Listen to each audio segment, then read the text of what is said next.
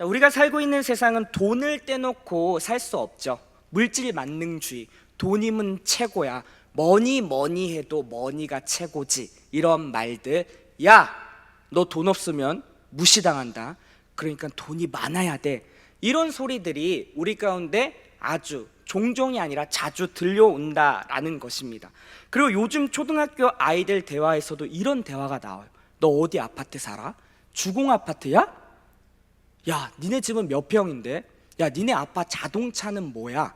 이런 식의 대화들이 우리 초등학교 학생들 입에 오르락 내리락 한다라는 것입니다.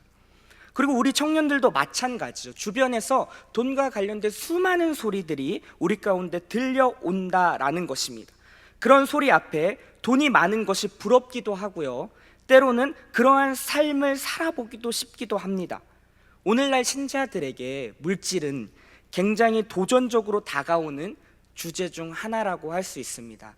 오늘 본문을 통해서 그리스도인 우리는 물질을 어떻게 대하고 써야 하는지, 삶의 지혜를 한 사람의 이야기를 통해서 배워가는 귀한 시간이 되었으면 좋겠습니다. 오늘 본문은요, 16장 1절부터 비유로 시작돼요. 예수님께서 제자들에게 하셨던 비유입니다. 물론 그 주변에는 세리와 죄인, 바리새인, 서기관도 포함되어 있었어요. 그 비유의 내용은 이런 것입니다. 한 부자가 있었습니다. 그리고 그 부자 밑에 누가 있었냐면 청지기가 있었어요. 청지기라 하면 어떠한 사람이냐면 그 주인의 모든 권한, 상당수의 권한을 부여받은 자인 거예요. 그래서 청지기는 그 주인을 대신해서 위탁 관리인으로서 서는 것입니다. 그러니까 주인의 지위와 권력을 위임받아 주인을 대표해서 주인이 원하는 대로 자산을 잘 관리하고 그 집을 운영하는 것, 이것이 바로 청지기라고 할 수 있어요. 우리 창세기 39장에 보면 누가 나오죠? 보디발 장군이 나오잖아요. 요셉이 그 보디발 장군의 모든 것을 다스립니다. 그렇죠? 자기 아내만 빼놓고 내가 너에게 모든 권한을 준다, 그러니까 나의 뜻을 따라서 이 집을 잘 운영해 보아라, 이것이 바로 청지기라고 할 수 있습니다. 그런데 그 주인한테 이상한 소문이 들리는 거예요. 어느 날 주인에게 주인의 소유를 낭비한다라는 소리가 들린 것입니다. 우리 16장 1절 같이 한번 읽어볼게요. 시작. 또한 제자들에게 이르시되 어떤 부자에게 청지기가 있는데 그가 주인의 소유를 낭비한다는 말이 그 주인에게 들린지라. 주인의 뜻대로 재산을 잘 관리해야 될 청지기가 주인 뜻이 아닌 자기 마음대로 재산을 사용하며 낭비한다라는 소리가 주인한테 들린 거예요. 여기서 낭비라는 단어는 그 전장에 누가복음 15장에 나오는 그 탕자의 이야기랑 연결되는데요. 우리 15장 13절을 제가 한번 읽어볼게요. 그 후에 며칠이 안 돼요. 둘째 아들이 재물을 다 모아가지고 먼 나라에 가 거기서 허랑방탕하여 그 재산을 낭비하더니, 이 낭비와 지금의 낭비가 같은 거예요. 아버지 곁을 떠나서 아버지로부터 유산을 받아 허랑방탕하게 자신의 재산을 마구 썼다라는 거죠. 허랑방탕이 무슨 뜻이에요? 술 취하여 그렇게 자기의 욕망을 따라 행했다라는 거예요. 술을 취하면 어떻게 되죠? 술이 그 사람을 지배하기 시작합니다. 그러면 자기가 원하든 원하지 않든 술에 의해서 하지 말아야 할 말도 하고요, 해서는 안 될 행동도 하고요, 분별력이 상실된다라는 거예요. 그러니까 당연히 그 둘째 아들의 삶은 어떻게 되죠? 탕진하고 낭비한다라는 거예요. 시간도 낭비합니다. 돈도 낭비합니다. 마찬가지로 오늘 본문에 나온 청지기도 주인의 자산을 다 탕진한 것이에요. 무책임하게 운영하여 손실을 일으킨 것입니다. 자신의 직책에 대해서 소홀히 한 이 소식이 주인의 귀에 들린 거예요. 그래서 주인이 부릅니다. 그게 이제 16장 2절인데요. 제가 한번 읽어보겠습니다. 주인이 그를 불러 이르되 내가 내게 대하여 들은 이 말이 어찌 됨이냐. 내가 보던 일을 세마라. 청지기 직무를 계속하지 못하리라 하니.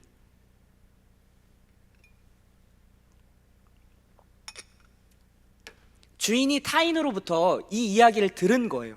들어보니까 자기의 재산을 지금 청지기가 낭비한다라는 소리가 들린 겁니다. 그래서 자초지종 그거를 듣기 위하여 부른 거죠. 청지기 너 일로 와봐라.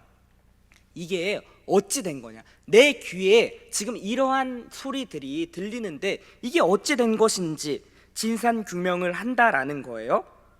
근데 쭉 들어보니까 잘못해요. 잘못한 게 맞아요. 청지기가 주인의 재물을 낭비했다라는 그 소식 들은 게 사실이라는 거예요. 그래서 어떻게 하냐면 보던 일을 세마라. 이게 무엇이면 이제 장부 정리해라. 네가 그동안 관리하고 맡았던 거 이제 잘 정리해서 나한테 넘겨다오라고 이야기하는 거예요. 그러면서 뭐라고 하냐면 청지기 직무를 계속하지 못하리라 라고 이야기한다라는 거예요. 지금 청지기는 주인으로부터 해고 통보를 받은 거예요. 주인으로부터 직무태만에 대해 직책과 그가 누리고 가지고 있었던 특권이 박탈당하게 된 것입니다. 그러니까 하루아침에 해고 통지를 받은 청지기가 이제 속으로 이러는 거예요. 이제 어떡하지? 내가 하루아침에 이제 직장에 잘렸는데 어떻게 하면 좋을까라고 3절에서 이야기합니다. 제가 한번 읽어보죠. 청지기가 속으로 이르되 주인이 내 직분을 빼앗았으니 내가 무엇을 할까? 땅을 파자니 힘이 없고 빌어먹자니 부끄럽다라는 거예요. 하루아침에 직장에서 잘려 나 이제 뭐 먹고 살지? 어떻게 해야 되지? 이런 고민 속에서 땅을 파자니 내가 지금은 힘이 없고 그런데 내가 빌어먹자니 너무 부끄럽다. 명색이 그래도 내가 월급을 나눠주는 그런 어떤 사장의 위치에 있었는데 빌어먹기가 너무 부끄러운 거죠. 이러지도 저러지도 못하는 절박한 위기에 봉착한 청지기가 머리를 싸매며 고민하기 시작합니다. 고민 끝에 한 가지 방법이 탁 떠오르는 거예요. 자, 4절입니다. 우리 같이 한번 읽어볼게요. 시작. 내가 할 일을 알았도다. 이렇게 하면 직분을 빼앗긴 후에 사람들이 나를 자기 집으로 영접하리라 하고 고민 끝에 이거면 되겠다라고 딱 떠오른 거예요. 내가 이렇게 하면은 해고를 당한다 할지라도 다른 사람들이 나를 선대할 것이다 라는 생각으로 한다라는 거죠. 이렇게 행하는 게 뭔데요? 5절에 나와 있습니다. 우리 5절도 같이 한번 읽어보죠. 시작. 주인에게 빚진 자를 일일이 불러다가 먼저 온 자에게 이르되 내가 내게 주인에게 얼마를 빚졌느냐. 그러니까 지금 청지기가 생각한 게 뭐냐면 주인에게 빚진 자들을 일일이 한 명씩 부르는 거예요. 와라, 다 와서 모여라. 그래서 한 자리에 모였더니 얘기하는 거죠. 뭐라고 얘기하는 거니? 너 우리 주인한테 얼마 빚졌어? 1억. 1억? 일로 와. 야, 증서 갖고 와서 5천이라고 바꿔라. 너는 얼마 빚졌어? 저는 2억이요. 그러냐? 1억 3천으로 바꿔라. 지금 이러한 일을 한다라는 거예요. 그러니까 채무자들이 처음에 모일 때, 연락을 받고 모일 때 또 빚 독촉하나 보다 라는 얼마나 걱정하는 마음으로 왔겠어요. 근데 막상 와서 보니까 청지기 입에서 나오는 말이 뜻밖의 말들이라는 거예요. 자, 그런데 우리가 여기서 생각해 볼 게 있습니다. 자, 지금 청지기의 행동이 주인의 입장에서 볼 때는 어떠하죠? 굉장히 잘못된 일이잖아요. 이미 불이한 상태에서 낭비했다는 소식을 듣고 주인으로부터 해고 통지를 받았음에도 불구하고 여전히 주인의 어떤 재물에 대해서 지금 마이너스, 이러한 모습들을 지금 보이고 있다라는 거예요. 근데 이러한 청지기의 행동을 본 주인의 반응이 상당히 우리를 당황스럽게 합니다. 이제 8절에 나오는데요. 이것도 같이 한번 읽어보겠습니다. 시작. 주인이 이 옳지 않은 청지기가 이를 지혜 있게 하였으므로 칭찬하였으니 이 세대의 아들들이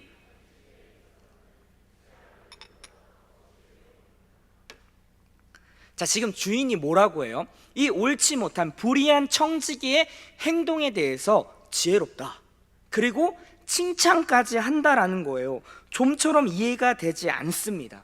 주인은요, 왜 이 불의한 청지기의 행동을 지혜롭다 하고 칭찬했을까요? 자, 우선 여기서 우리가 기억해야 될 것은 무엇이냐면 주인이 청지기를 칭찬한 내용에서 청지기의 불의한 행동을 칭찬한 것은 아닙니다. 그럼 뭐냐? 오늘 이 부분을 이제 같이 한번 풀어볼 거예요. 주인이 이 청지기의 행동에 어떠한 부분을 칭찬했는지 우리가 같이 풀어볼 겁니다. 우선 이 이야기를 하고 예수님께서 뒤에 뭐라고 얘기하냐면 방금 이야기했던 것처럼 8절, 제가 뒷부분만 다시 한번 읽어볼게요. 이 세대의 아들들이 자기 시대에 있어서는 빛의 아들들보다 더 지혜로움이라. 그러니까 지금 1절부터 8절의 A 부분, 앞부분까지는 비유예요. 그리고 뒷부분, 그 8절의 B부터는 예수님이 말씀하시는 거예요. 이 세대의 아들들이 자기 시대에 있어서는 빛의 아들들보다 더 지혜롭다라는 것입니다. 자, 보세요. 우리는 어떤 사람들입니까? 네, 여기 있는 한 분 한 분들은 하나님의 아들로 빛의 자녀로 부름받은 자들이에요. 마땅히 하나님 나라를 기업으로 받을 사람들이고, 동시에 이 땅에서 하나님이 주신 것들을 잘 관리해야 되는 청지기로서의 부름을 받은 자들이 여기 앉아있는 우리라는 것입니다. 근데 오늘 본문에서는 세상 아들들도 이렇게 자신의 미래를 준비하면서 살아가는데 하늘나라를 유업으로 받는 너희가 어찌 됨이냐 라고 하면서 예수님께서 지금 제자들을 향해서 이야기하고 있는 거예요. 그들에게, 세상 사람들에게 가서 지혜를 얻으라 라고 이야기하고 있다라는 것이죠. 사실 빛의 자녀인 우리는 이 땅에서 마땅히 하나님의 영광을 위해서 살아야 됩니다. 그리고 하나님 나라, 장차갈 하나님 나라를 준비하는 지혜로운 삶이 돼야 된다라는 것이죠. 그리고 오늘 본문의 초점으로 나타나는 물질 또한 우리 마음대로 사용하는 것이 아니라 하나님의 뜻에 맞게 하나님의 원하시는 대로 사용해야 할 의무가 우리 가운데 있다라는 것입니다. 근데 지금 불의한 청지기가요, 주인의 칭찬을 들어요. 그가 지혜롭다라고 이야기합니다. 여기서 주인이 불의한 청지기에게 지혜롭다라고 하는 이 지혜가 무엇일까요? 요걸 우리가 조금 정리해 볼 필요가 있습니다. 주인이 불의한 청지기에게 지혜롭다고 한 그 지혜가, 포인트가 뭘까? 첫째로 이런 것입니다. 종말론적인 삶을 살아가는 존재임을 기억하는 것이에요. 자, 8절 제가 한번 읽어볼게요. 주인이 이 옳지 않은 청지기가 이를 지혜 있게 하였으므로. 여기서 나오는 지혜 있게가 프로니모스라는 단어인데 이게 종말론적 의미를 담고 있습니다. 종말론이라는 것은 무엇이죠? 마지막 때가 있다라는 거예요. 그러니까 마지막 때가 있음을 기억하고 살아가는 자세가 필요하다라는 것입니다.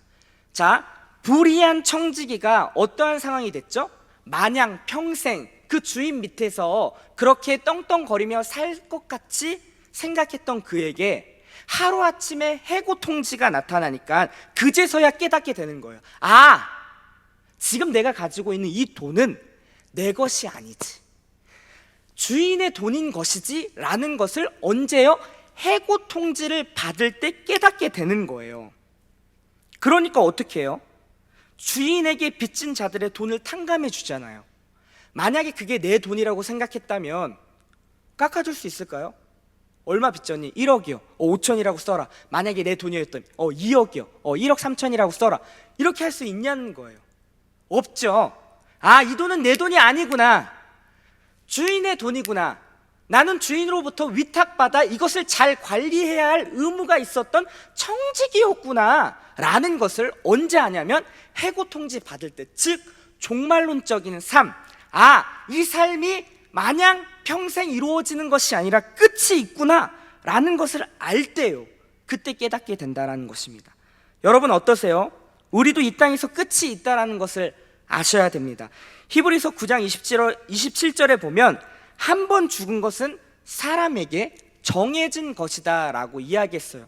그러니까 결국 여기 있는 모든 사람, 저 또한 하나님의 부르심 앞에 언젠간 이 땅을 마무리하고 저 천국으로 갈 날이 있다라는 것입니다. 우리가 이 마음을 꼭 기억해야 돼요. 그리고 우리에게 주어진 모든 필요는 주님께로부터 온 것임을 우리는 인정해야 됩니다. 여러분 인정하십니까? 지금 여러분이 누리고 있는 것, 여러분이 가지고 있는 소유요, 재물, 옷, 재능, 여러 가지 그 모든 것이 하나님께로부터 왔다라는 사실을 인정하는 모습이 필요하다라는 것입니다. 그중 여러 가지가 있겠지만은 그에 대한 신앙 고백이 무엇이냐면, 우리가 헌금 생활하지 않습니까? 11조가 바로 그런 거예요. 주께서 나에게 허락하신 10분의 1을 떼서 드리는 그 행위가 무엇이냐면, 바로 나의 모든 필요는 우리 주님께로부터 옴을 인정하는 신앙 고백적 태도라는 것입니다. 부담스러운 질문이죠. 여러분 11조 하십니까? 하셔야 돼요. 못하고 있다면 꼭 하세요. 너무 아까워요. 100만 원 벌었는데 10만 원 주기 너무 10만 원 드리기 너무 아깝습니다. 여러분 괜찮아요. 그거 드린다 해서 여러분 망하지 않습니다. 그리고 오히려 그것을 통해서 하나님께서 여러분에게 더 큰 복을 내리신다라는 것이 말라기 3장 10절에 쓰여 있어요. 뭐라고 얘기하냐면, 강력하게 주님이 얘기합니다. 11조에 대해서 나를 한번 시험해 봐라. 하늘의 하나님께서 우리에게 말하는 거예요. 11조에 대해서 나를 시험해 보라. 하늘문을 열고 너희에게 복을 쌓을 곳이 없도록 붙지 아니하겠느냐 라고 주님이 분명히 찾아보세요. 지금 여기 띄어 있진 않지만 말라기 3장 10절에 그렇게 기록되어 있다는 것입니다. 그러니까 11조를 단지 우리가 복받기 위한 차원이 아니라요, 11조라는 그 행동 자체는 우리에게 주어진 모든 필요는 하나님께로부터 옴을 인정하는 우리의 신앙 고백적 태도인 것을 반드시 기억해야 된다는 것입니다. 바로 청지기에게 이런 정신이 있었다라는 거예요. 지금 내게 주어진 재물은 내 것이 아니구나, 주님께서 위탁하신 거구나 라는 것을 아는 것, 내가 종말론적인 삶을 살아가는 존재임을 알고 이 땅이 전부가 아니라는 사실을 인지할 때 가능하다라는 것입니다. 아까도 얘기했지만 우리는 결국 다 놓고 떠나야 할 그날이 와요. 잠시 맡겨주신 모든 것을, 여러분이 지금 누리고 가지고 있는 모든 소유를 다 놓고 빈손으로 갈 때가 온다라는 것입니다. 자, 둘째로요, 천국을 소망하며 준비하는 삶이 우리 가운데 필요하다라는 것입니다. 불의한 청지기도요, 세상 아들들도 자신의 앞날을 바라보며 대처하는 삶을 살았어요. 근데 하나님 나라를 유업으로 받은 하나님 백성들은 영원한 처소를 준비하는 일에 인색하고 무지하다는 것을 예수님이 지금 비유를 통해서 이야기하고 있다는 것입니다. 불의한 청지기도 자신이 지금 해고되어서 앞날에 대해서 어떻게 살지, 뭐 먹고 살지에 대해서 고민할 때에 지금 어떻게 하냐? 그 미래를 준비하잖아요. 빚진 자들을 불러서 빚을 갚아주니까 그들로부터 호의를 얻고 선대함을 얻어 내가 여기서 잘리고 나가서도 저 사람들로부터 내가 어떻게 살아갈 그런 방법들을, 계획을 준비한다라는 것입니다. 언제 우리의 삶이 끝날지 한치 앞을 보지 못하는 상황 앞에서 그리스도인들은 죽음 이후에 거할 저 천국을 소망하며 준비하는 마음으로 살아야 된다라는 것입니다. 여러분에게 주어진 삶은요, 이 땅이 전부가 아니에요. 이 땅이 끝난 이후에 저 천국이 우리를 기다리고 있는데, 저 천국을 소망하며 우리는 지금 무엇을 준비하고 있느냐라는 그 예수님의 비유를 통해서 우리 가운데 던지는 메시지라는 것입니다. 그러면서 9절에 이렇게 이어지는 거예요. 우리 누가복음 16장 9절 같이 한번 읽겠습니다. 시작. 내가 너희에게 말하노니 불의의 재물로 친구를 사기라. 그리하면 그 재물이 없어질 때에 그들이 너희를, 오늘 본문의 핵심입니다. 재물로 친구로 사기라는 거예요. 불의의 재물로. 불의한 청지기가 어떻게 했죠? 우리가 지금 계속 반복적으로 이야기했듯이 빚진 자들을 불러서 구제해 준 거예요. 9절의 말씀은 이런 겁니다. 세상의 악한 사람들도 자신의 유익과 앞날을 위해서 재물을 선한 일에 사용하는데 하물며 빛의 자녀들인 너희는 무엇하느냐, 너희에게 주어진 그 재물로 지금 무엇하고 있느냐라는 것을 얘기한다라는 거죠. 자, 불의의 재물은 무엇이냐면 이 땅에서의 재물은 결국 우리가 다 놓고 가야 할 그 재물입니다. 아까도 얘기했듯이 이 땅을 뜨는 순간 지금 내가 가지고 있는 모든 것은 그냥 다 놔야 돼요. 빈손으로 가야 된다라는 거예요. 근데 그 재물로 뭐라고 하냐면 친구를 사기라는 것입니다. 자, 친구를 사기다. 이 말의 의미가 무엇일까요? 자, 이 의미를 살피기 전에 우선 우리가 재물의 특성을 살펴볼 필요가 있다라는 거예요. 자, 예수님께서 하나님 나라 유업과 재물을 대조하면서 10절부터 12절까지 이제 이야기합니다. 하나하나씩 알아볼게요. 자, 재물의 특성 첫 번째는 무엇이냐면 작은 가치라는 거예요. 자, 16장 10절 제가 한번 읽어볼게요. 지극히 작은 것에 충성된 자는 큰 것에도 충성되고 지극히 작은 것에 불의한 자는 큰 것에도 불의하니라. 지금 뭘 대조하고 있죠? 작은 것과 큰 것을 대조하고 있다라는 것입니다. 근데 작은 것은 무엇이에요? 땅의 재물이라는 거예요. 그리고 큰 것은 무엇이냐면 하나님 나라의 유업을 지금 큰 것이라고 이야기하고 있다라는 것입니다. 그러니까 재물은 하나님 나라의 유업에 비하면 아무것도 아닌 작은 것이다라고 이야기하고 있다라는 거죠. 자, 히브리서 11장 26절 모세가 이렇게 이야기했습니다. 같이 한번 읽어보죠. 시작. 그리스도를 위하여 받는 수모를 애굽의 모든 보화보다 더 큰 재물로 여겼으니 이는 상 주심을 바라봄이라. 모세가요 애굽의 왕자로 있었잖아요. 그가 누릴 수 있었던 모든 보화보다 더 중요하게, 더 경히, 더 중요하게 여기는 것이 무엇이냐면 바로 하나님 나라를 위한 삶을 지금 대조적으로 이야기하고 있다는 것입니다. 그가 왕으로서 누릴 수 있는 모든 것보다도 더 중요한 것은, 더 가치 있는 것은, 더 무게가 있는 것은 하나님 나라를 위한 삶이다 라는 것을 지금 바로 모세가 이야기하고 있다라는 것입니다. 이것이 재물의 특성 중 하나의 작은 가치라는 거. 자, 두 번째, 재물의 불의성입니다. 불의성. 자, 11절에 이렇게 기록되어 있어요. 제가 한번 읽어볼게요. 너희가 만일 불의한 재물에도 충성하지 아니하면 누가 참된 것으로 너희에게 맡기겠느냐. 자, 이번에는요 무엇을 대조하죠? 불의한 재물과 누가 참된 것을 지금 대조하고 있다라는 거예요. 자, 우리에게 주어진 재물을 하나님 뜻대로 사용하지 않는데 어떻게 참된 것인 하늘 유업을 너희에게 맡길 수 있겠느냐라는 것을 지금 11절이 이야기하고 있다라는 거예요. 여러분, 우리가 가지고 있는 재물, 돈은요 나쁜 것입니까? 선한 것입니까? 둘 다 아니죠. 중립적인 가치를 가지고 있는 거예요. 그러니까 누가 쓰느냐에 따라서 재물은 선이 될 수도 있고요, 때로는 악이 될 수 있다라는 거예요. 그런 면에서 재물은 그런 불의한 면도 있다라는 거죠. 그리고 또 한 가지, 재물이 주는 속임수입니다. 뭐냐면요, 세상에서 물질이 우리를 돋보이게 할 수 있어요. 그러지 않나요? 돈 많이 가지고 있는, 소유를 많이 가지고 있는 사람들을 우리는 부럽기도 하고 그들이 자랑하는 그런 모습들로 그들의 가치를 증명하기도 합니다. 근데요, 그 돈은요 실제로 우리 내면 깊숙한 곳 어떤 인격이라든지 영혼에 고상하고 거룩하게 만들어 주지는 못해요. 맞지 않습니까? 우리가 가지고 있는 어떤 재물, 돈, 그런 것은 우리 내면의 변화를 일으킬 수 없다라는 것입니다. 우리의 존재 가치를 드러내지 못한다라는 거예요. 여러분 생각해 보십시오. 돈과 재물로 나의 가치를 증명하고자 하는 사람들이 얼마나 많습니까? 세상이 다 그런 거 아니에요? 세상의 가치 판단의 기준이 소유의 유무에 있지 않냐라는 거예요. A라는 사람이 엄청난 것을 가지고 있으면 B라는 사람은 가난해요. 그럼 A는 성공한 사람 아닙니까? 그렇게 세상이 평가하잖아요. 그리고 그렇게 자신의 가치를 증명하려고 그 소유를 어떻게 하면 더 얻을까 다들 목매이는 거 아닙니까?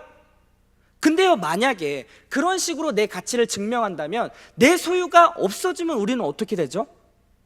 내 가치 또한 하루아침에 한순간에 그렇게 나락으로 떨어지는 거예요. 그렇지 않습니까?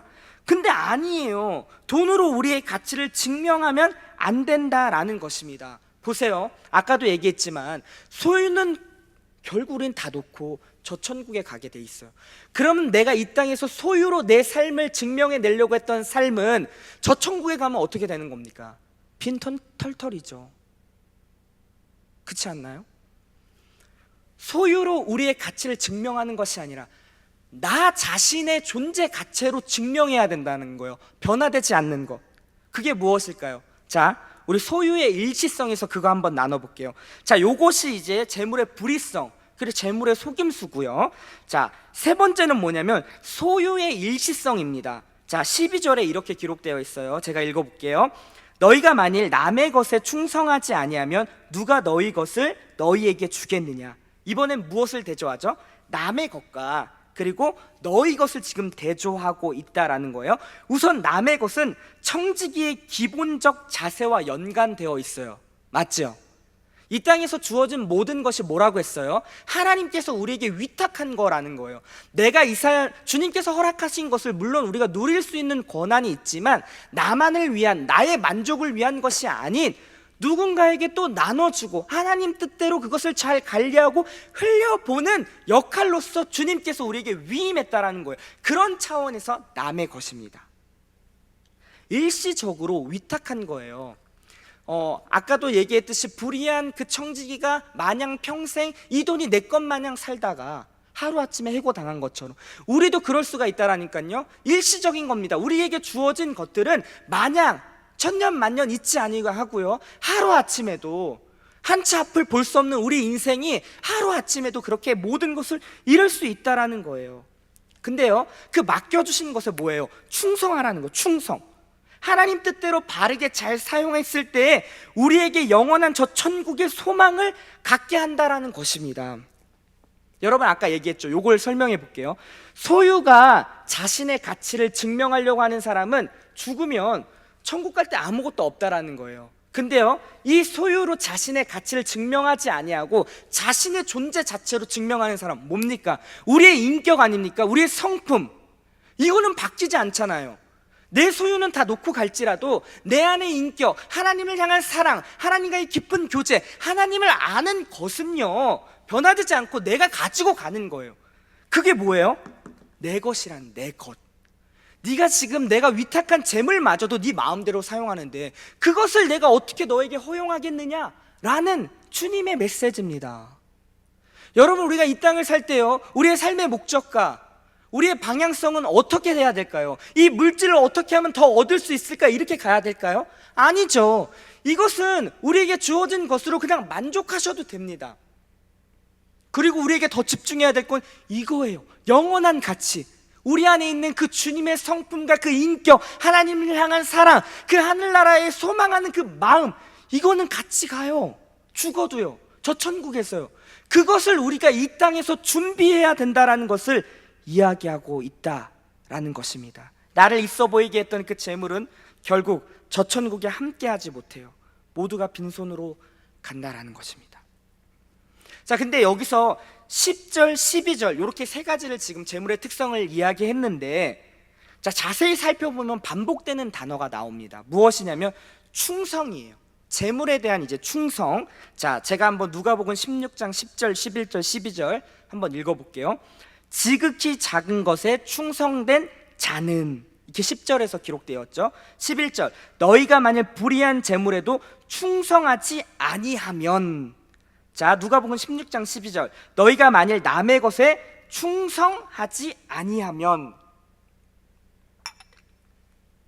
충성이 계속 반복되는 거예요. 자, 여러분, 충성이 무엇입니까? 충성이라 할 때 그 충이 뭐예요? 가운데 중자 쓰고 그리고 마음심을 밑에 두잖아요. 우리의 마음의 중심이 어디요? 주를 향해야 된다라는 거예요. 주님 뜻대로 향할 때 정말 주님께서 원하시는 것, 주님께서 뜻하신 것대로 살아가는 그 마음이 바로 충성이라는 거예요. 그러니까 결국 이 말은 무엇이냐면 지극히 작은 재물로 하늘에 더 큰 것을 준비하고 불의한 재물로 하늘에 참된 것을 마련하고 그리고 잠시 맡겨둔 남의 것으로 하늘에 내 유업을 마련하는 것을 이야기한다라는 것입니다. 자, 그러면 어떻게 하는 것이 재물에 충성하는 것일까라는 것을 오늘 같이 나누고 말씀을 좀 마무리했으면 좋겠습니다. 우리가 아까 얘기했잖아요. 9절에 보니까 바로 재물로 친구를 사귀라 라고 이야기했어요. 재물로 친구를 사귀라. 자, 이 의미를 이제 살펴볼 겁니다. 자, 우리 마태복음 25장 37절 40절을 한 절씩 한번 교독해 볼게요. 제가 먼저 읽겠습니다. 이에 의인들이 대답하여 이르되 주여 우리가 어느 때에 주께서 줄이신 것을 보고 음식을 대접하였으며 목마르신 것을 보고 마시게 하였나이까? 어느 때에 나그네 되신 것을 보고 영접하였으며 헐벗은 것을 보고 옷 입혔나이까? 어느 때에 병드신 것이나 옥에 갇힌 것을 보고 가서 배웠나이까? 하리니 임금이 대답하여 이르시되 내가 진실로 너희에게 이르노니 너희가 여기 내 형제 중에 지극히 작은 자 하나에게 한 것이 곧 내게 한 것이니라. 자, 지금 예수님께서 또 비유로 이야기하고 있는 거예요. 무엇이냐면은, 자, 친구를 사귀라라는 것은 줄인 자, 나그네 된 자, 헐벗은 자, 병든 자, 옥에 갇힌 자들에게 손을 내미라는 거예요. 줄인 자에게는 음식을, 목마른 자에게는 물을 주고요, 그리고 나그네를 영접하고 헐벗은 자에게는 입을 것을 주라는 거예요. 병들 때에는 또 돌보고 도와주라는 그런 모습들을 지금 이야기하고 있는 것이라는 겁니다. 근데요, 보세요.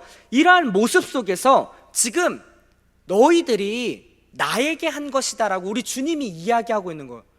그러니까 지금 제자들은 무슨 소리예요 주님? 제가 언제 주님을 만났다고요? 이렇게 얘기하는 거예요. 자, 그날에 주님께서 우리 가운데 얘기할 겁니다. 네가 헐벗은 자에게, 가난한 자에게, 목마른 자에게, 도움이 필요한 자에게 갔었던 그것이 나에게 했던 거다. 나는 그것을 기억한다. 주님, 제가 언제 그랬는데요? 그렇게 하나님 나라를 위해서 애쓰고 수고한 자들은 자신이 한 일에 대해서 몰라요. 근데 우리 주님은 하나하나 기억하신대요.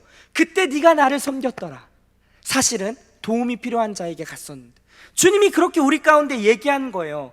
내 형제 중 지극히 작은 자 하나에게 한 것이 곧 내게 한 것이야 라고 주님이 이야기하고 있다라는 것입니다. 이러한 모습이 우리 가운데 필요하다는 것이죠. 우리 주변에 도움이 필요한 사람을 한번 돌아보십시오. 그 사람들 하나하나 정말 죽게 하듯이 우리가 해야 된다라는 거예요. 무엇을 통해서요? 우리에게 주어진 그런 재물 섬길 수 있는 거예요. 자, 우리 애쓰고 수고하는 우리 순장들한테 우리 순원들이 커피도 사고, 네? 밥도 한번 사고, 식사도 대접하고, 그리고 우리 주변에 있는 하나님 나라를 위해서 애쓰고 수고하는 우리 동역자들을 위해서 내 재분의 일부를 띠면서 같이 그렇게 공유하는 우리 모습이 또 필요하다라는 거예요. 그리고 이뿐만이 아니죠. 우리 공동체 안에서 소외된 자, 그리고 어색하고 아직도 적응하지 못한 낯선 친구들이 있죠. 오랫동안 교회 생활하는 사람들은 우리 교회가 익숙하지만 최근에 온 사람들은 그런 분들이 있다라는 거. 그런 사람들한테 어떻게 해요? 우리가 손을 내미는 겁니다. 도움을 청하는 거예요. 그게 이제 죽게 하는 것이다 라는 말로 주님이 우리 가운데 지금 이야기하고 있다라는 것입니다. 또 뭐가 있을까요? 자, 우리 여기 선교 이제 가는데요, 선교사님들을 위한 어떤 후원, 기도로 또 물질로서 우리가 같이 우리의 일부를 떼서 드리는 거예요. 우리에게 주어진 위임받은, 위탁받은 이 재물은 내 것이 아니요 주님의 것이기 때문에 주님의 선한 사역을 위해서 그렇게 흘려보내기를 주님이 원하신다라는 것입니다. 사실 이 모습은 주님이 우리 가운데 행하셨다라는 거예요. 고린도후서 8장 9절 우리 같이 한번 큰 소리로 읽어볼게요. 시작. 우리 주 예수 그리스도의 은혜를 너희가 알거니와 부요하신 이로써 너희를 위하여 가난하게 되심은 그의 가난하심으로 말미암아 너희를 부요하게 하려 하심이라. 우리 주님께서요, 부요하신 그 분이 우리를 부요케 하기 위해서 가난해지셨다라는 거예요. 부요하신 분이 자신의 전 삶을 들여 우리를 살리기 위해, 가난했던 우리를 부요케 하기 위하여, 이거는 물질뿐만이 아니라 우리의 정신과 우리의 영혼 총체적인 부분을 부요케 하기 위하여 자신의 일생을 다 드렸던 분, 누구요? 우리 예수님. 우리가 사랑하는 그 예수님, 우리가 소망으로 삼고 있는 그 예수님. 그 예수님이 우리한테 그렇게 했다니까요. 나 먹고 너 살아라. 파격적인 조금 문장인가요? 주님께서 우리 가운데 그랬어요. 나 먹고 너 살아라라고 자신의 전부를 다 드려서 그렇게 우리를 살리기 위해서 주님이 평생 그렇게 행하셨다라니까요. 하나님의 뜻에 맞춰 순종하여 위탁받은 자로서 자신의 삶을 낭비치 아니하고 그렇게 살아내셨다라는 거예요. 그 사랑을 받은 우리에게 동일하게 요구하고 있다라는 것입니다. 네가 그 사랑 받았으면 너도 그 사랑 흘려야 하지 않겠냐? 내가 너에게 주어진 그 위탁한 모든 것, 재물, 너의 소유를 통해서 그렇게 하나님 나라를 선한 사역을 위해서 흘려보내는데 너도 함께해야 되지 않겠느냐? 라는 것을 주님이 이야기하고 있다라는 것입니다. 그런데요, 이것이 어떻게 가능할까요? 우리가 읽었던 마지막 13절에 이 답이 나옵니다. 오늘 요거 이제 얘기하고 이제 말씀 마무리할 거예요. 우리 16장 13절 같이 한번 읽어볼게요. 시작. 지파인이 두 주인을 섬길 수 없나니 혹 이를 미워하고 저를 사랑하거나 혹 이를 중히 여기고 저를 경히 여길 것입니다. 너희는 하나님과 재물을 겸하여 섬길 수 없느니라. 자, 하인이에요. 하인이 나오고 두 주인을 섬길 수 없다라고 합니다. 자, 여기서 하인은 종이죠. 종은요, 자신의 의지와 상관없이 주인이 말하는 대로 움직이는 거예요. 내가 이렇게 가고 싶어도 주인이 말하면 그렇게 가게 되어 있습니다. 근데요, 여기서 두 명의 주인이 나오는데 하나는 재물이고 하나님이에요. 둘 다 같이 섬길 수 없어요. 재물을 섬기면 하나님을 섬길 수 없고, 하나님을 섬기든 아니면 재물로 주인으로 섬기든 그렇게 결단을 해야 돼요. 결정해야 돼요. 근데 문제는 무엇이냐면요, 재물을 우리가 선택하는 순간 재물이 우리에게 왕노릇하는 거예요. 그러니까 우리는 재물에 종되어서 재물이 말하는 대로 끌려다니는 것입니다. 왜요? 내 삶의 주인이 재물이 되었으니까. 마치 불의한 청지기가 그렇게 된 거예요. 이 재물이 내 것으로 여기는 순간 그 재물이 내 위에서 왕노릇합니다. 그래서 재물을 내 뜻대로 사용할, 내 마음대로 허랑방탕하게 사용하게 되며 그 재물에 의해서 우리의 삶이 왔다 갔다 한다라는 거예요. 근데 우리의 삶이 하나님께 고정되고 하나님을 주인으로 섬길 때 우리의 삶은 재물을 더 이상 재물에게 종되어 있지 않고 재물을 컨트롤할 수 있는 자리로 간다라는 거예요. 그래서 하나님이 원하시고 뜻하신 그 선하신 낭비가 아닌 더 큰 차원의 이 땅의 삶이 전부가 아닌 저 천국을 향한 그러한 준비할 수 있는 삶을 살게 한다라는 거예요. 하나님이 우리의 삶을 주장하시고 하나님이 내 삶의 주인이 될 때, 그럴 때 우리가 그렇게 하나님 뜻대로 나아갈 수 있다라는 것을 우리가 반드시 기억해야 됩니다. 오늘 말씀을 정리하죠. 우리 불의한 청지기, 이 비유가 우리에게 시사하는 바는 엄청나게 큽니다. 종말론적인 삶을 가지고 살아야 되고요, 그리고 이 땅이 전부인 것 마냥 사는 것이 아니라 저 하늘, 저 천국을 소망하며 기대하는 마음으로 살아야 되고, 그리고 우리에게 주어진 재물을 어떠한 마음으로 무엇을 위해서 사용해야 되는지 오늘 말씀을 통해서 우리 분명히 정리하고 배웠다고 생각이 듭니다. 원아웃기는 우리의 삶에 진정 하나님을 주인으로 모셔서 그분의 뜻을 따라 재물을 사용하고 하늘나라의 유업을 위하여 준비하며 도움이 필요한 자들을 위해 기꺼이 나의 삶을 나누며 그렇게 하나님 사랑을 흘려보내며 살아낼 수 있는 우리 멋진 더사랑 공동체 되기를 주님의 이름으로 축원합니다. 우리 같이 찬양 한번 하시죠. 네, 낮은 곳이라는 찬양입니다. 우리 잘 알고 있는 찬양이에요. 오늘 말씀을 잘 기억하시면서 우리 삶을 좀 결단하면서 이 찬양을 주님께 고백하겠습니다.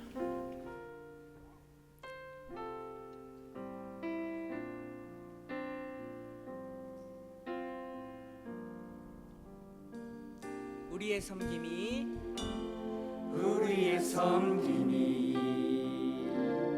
더 낮은 곳으로, 우리의 고백이 더 낮은 곳으로 쓰러져 있는 그들을 향해 당신이 그들을 더 낮은 곳으로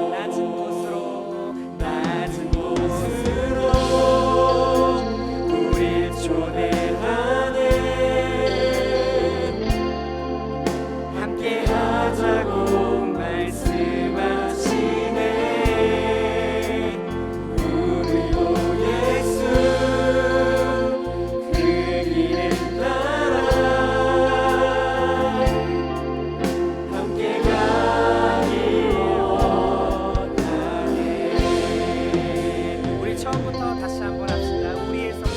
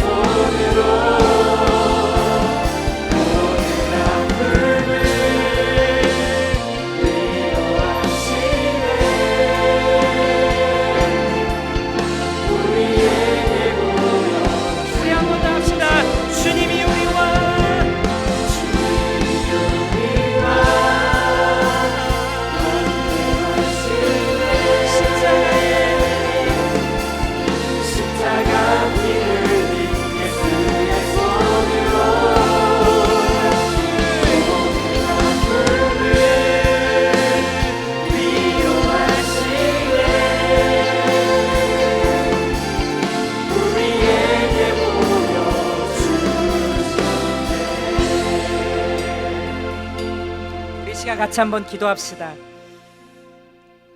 오늘 들었던 말씀을 좀 기억하며 하나님께 같이 기도하겠습니다. 여러분, 주께서 먼저 우리 가운데 그렇게 행하셨어요. 자신의 전부를 우리 가운데 주셨기 때문에 우리가 지금 이 자리에 있을 수 있습니다. 죽었던 존재가 다시금 삶을 얻었습니다. 가난했던 우리가 부욕해 되었습니다. 재물뿐만이 아니라 우리의 모든 영역에서 총체적으로 주님은 그렇게 우리의 전부가 되셔서 자신의 전부를 주셨다라는 거예요. 그 은혜를 받은 우리에게 동일하게 주님이 요구합니다. 내가 그렇게 했던 것처럼 너도 그렇게 해라. 내가 너에게 위탁한 것을 다른 사람을 살리는데, 다른 사람을 세우는데, 사람을 구하는데 그렇게 사용하길 원한다 라는 하나님의 그 마음을 우리가 이 시간 품고, 주님, 제가 그렇게 살길 원합니다. 하나님, 정말 내가 주님 뜻대로 선한 사역에 나의 삶을 흘려보내며 나의 모든 것, 나에게 위탁한 것을 그렇게 사용하길 원합니다. 주여, 나를 붙잡아 주시고 용기를 주시고 담대함을 주셔서 나를 통하여 하나님의 그 놀라운 일들이 이루어질 수 있도록 인도하여 주시옵소서. 좀 우리의 삶을 좀 주님께 맡겨드리며 시간 함께 기도하며 나아가도록 하겠습니다. 기도합시다. 하나님 감사합니다.